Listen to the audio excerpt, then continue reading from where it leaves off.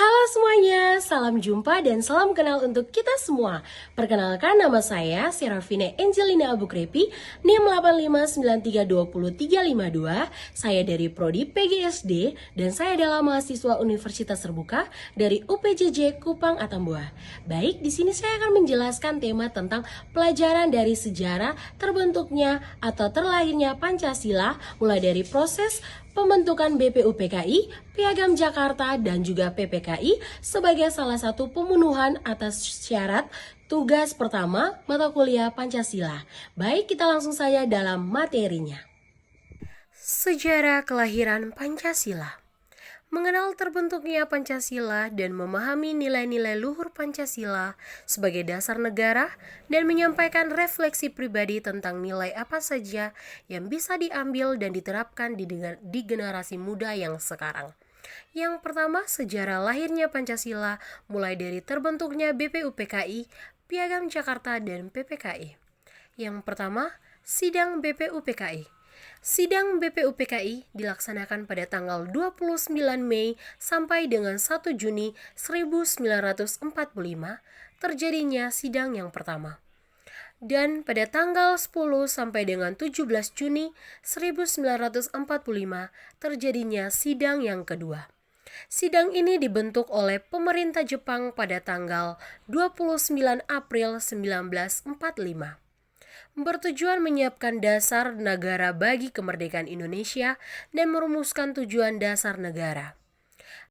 Ada beberapa tokoh yang menyampaikan dasar negara pada saat berjalannya sidang BPUPKI, yaitu A. Muhammad Yamin, tanggal 29 Mei 1945, mengusulkan dasar negara sebagai berikut.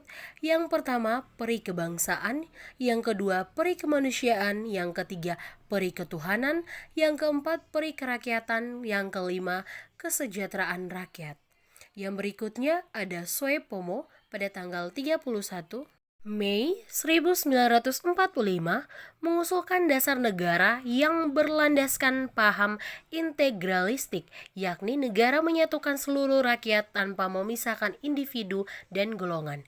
Yang ke-C, Soekarno yang terjadi pada tanggal 1 Juni 1945 mengusulkan 5 prinsip yang dinamakan Pancasila, yaitu yang pertama kebangsaan Indonesia, yang kedua internasionalisme atau peri kemanusiaan, yang ketiga mufakat atau demokrasi, yang keempat kesejahteraan sosial, yang kelima ketuhanan yang berkebudayaan.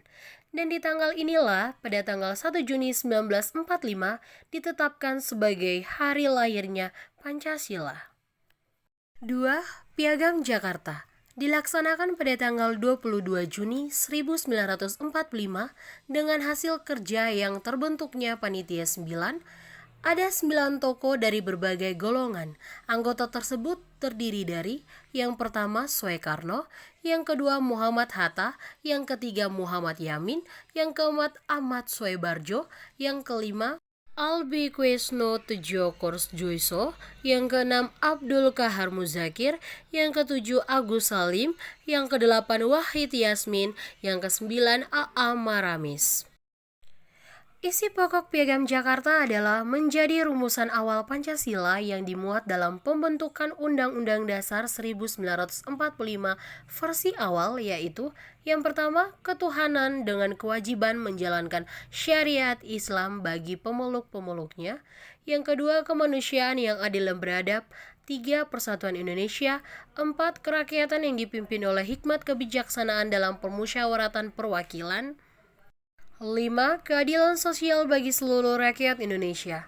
Piagam Jakarta merupakan kompromi antara golongan agama Islam dan nasionalis menjadi jembatan menuju kemerdekaan. 3. Sidang PPKI. Sidang PPKI dilaksanakan pada tanggal 18 sampai dengan 22 Agustus 1945. Sidang ini bertujuan untuk mengesahkan dasar negara dan bentuk negara setelah proklamasi 17 Agustus 1945. Di tahun terakhir ini, yakni sidang PPKI, memutuskan bahwa pada tanggal 1-18 Agustus 1945, mengesahkan Undang-Undang 1945 dengan pembukaan yang mengandung Pancasila. B. Memilih Soekarno sebagai presiden dan Muhammad Hatta sebagai wakil presiden. C. Mengubah sila pertama Piagam Jakarta menjadi ketuhanan yang Maha Esa sebagai hasil kesepakatan demi persatuan bangsa. Refleksi pribadi dan nilai-nilai yang diambil untuk generasi muda. Dari tema yang saya ambil yaitu proses lahirnya Pancasila, mulai dari terbentuknya BPUPKI, Piagam Jakarta, dan PPKI, mulai dari tahap sidang BPUPKI, Piagam Jakarta, sampai dengan sidang PPKI, saya belajar bahwa persatuan, toleransi, kerjasama, dan semangat musyawarah adalah nilai-nilai penting yang membentuk bangsa Indonesia. Para pendiri bangsa mampu untuk menyingkirkan perbedaan kepentingan pribadi dan golongan demi satu tujuan besar yaitu kemerdekaan dan persatuan Indonesia. Nilai-nilai tersebut sudah sangat relevan bagi generasi muda saat ini. Di era globalisasi ini dan kemajuan teknologi yang sering menimbulkan perbedaan, perpecahan opini, dan intoleransi, generasi muda sangat perlu untuk meneladani semangat para pendiri bangsa, yakni yang pertama, menjunjung tinggi persatuan di atas perbedaan, yang kedua, mengutamakan dialog dan musyawarah, yang ketiga, mengamalkan nilai-nilai kemanusiaan dan keadilan sosial, dan yang terakhir, keempat, menjunjung tinggi keberagaman sebagai kekuatan bukan sebagai kelemahan. Dengan demikian, menanamkan nilai-nilai Pancasila dalam kehidupan sehari-hari, baik di sekolah maupun di lingkungan sosial, generasi muda dapat menjadi penerus bangsa Indonesia yang berkarakter, berilmu, berintegritas, dan mampu menjaga keutuhan NKRI. Sekian dan terima kasih. Sekian penjelasan dan materi dari saya, semoga bermanfaat. Dadah semuanya!